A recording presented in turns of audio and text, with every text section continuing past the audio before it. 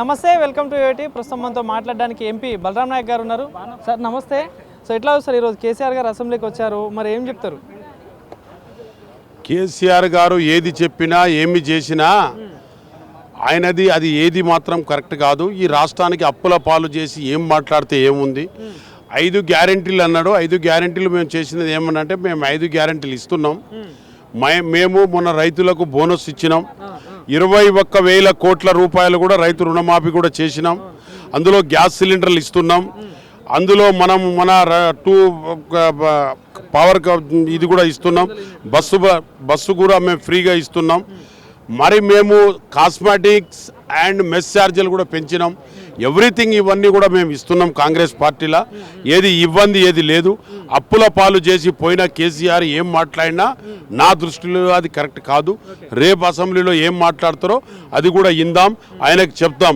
5 గ్యారెంటీస్లు దాదాపు గౌరవనీయుల ముఖ్యమంత్రి గారు ఆ 5 గ్యారెంటీస్లు సక్సెస్ చేస్తారు. 21,000 కోట్ల రూపాయలు లిక్విడ్ క్యాష్ ఇచ్చామయ్యా.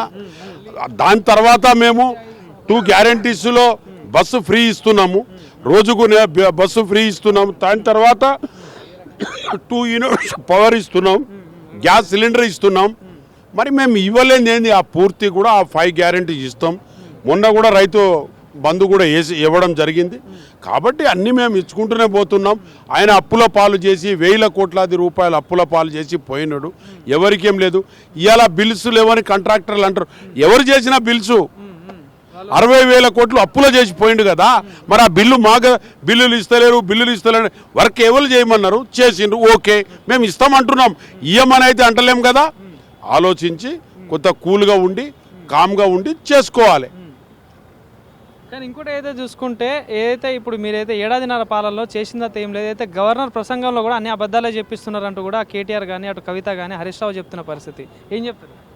ఈరోజు గవర్నర్ ప్రసంగం చేసిన దాంట్లో కూడా అన్ని అబద్ధాలు. ఇవాళ కేటీఆర్ రాని కేసీఆర్ రాని ఎవరైనా రాని వాళ్ళ గవర్నర్ గారు కూడా ఒక అబద్ధాలు చెప్తున్నారు. ఉన్న గ్యారెంటీ ఎంతవరకు ఇచ్చిందో అది రాతపూర్వకంగా ఆయన ముందు పెడితేనే అది క్రాస్ చెక్ చేసుకొని గవర్నర్ రాష్ట్రపతి చదువుతాడు. కానీ ఆయన బీజేపీ నుంచి వచ్చిన పార్టీ అయినా గవర్నర్గా ఆయన మనం ఏది రాసిస్తామో అది ప్రిన్సిపల్ సెక్రటరీస్ ఎవరిస్తారో అది చీఫ్ సెక్రటరీ ఏది ఇస్తాడో అదే చదువుతాడు. కానీ ఆయన ఏదో కొత్తగా క్రియేట్ చేయడు, లేని దానికి ఉన్నట్టు ఉన్నదాని లేనట్టు చెప్పడు.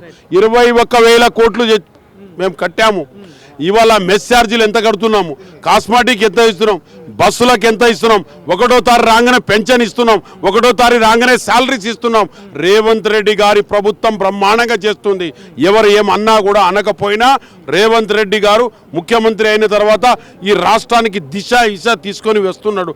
కాబట్టి కొంత టైం 10 సంవత్సరాల నుంచి వాళ్ళు తిన్నది చేసింది ఏందో నాకు తెలుసు, నీకు కూడా తెలుసు. సార్ ఇంకోటి ఏదైతే సచివాలయం ముందు రాజీవ్ గాంధీ గారి విగ్రహం కానీ తెలుగు తల్లి విగ్రహం విషయంలో కూడా కాంగ్రెస్ తల్లిని రాహుల్ గాంధీ తండ్రి రాజీవ్ గాంధీ విగ్రహాన్ని కూడా మేము 3 ఏళ్లలో మళ్ళీ అధికారంలోకి వస్తున్నాం, మళ్ళీ గాంధీ భవన్కు మంచిగా జాగ్రత్తగా తీసేస్తామని చెప్పేసి అంటా ఉన్నారు. ఏం చెప్తారు?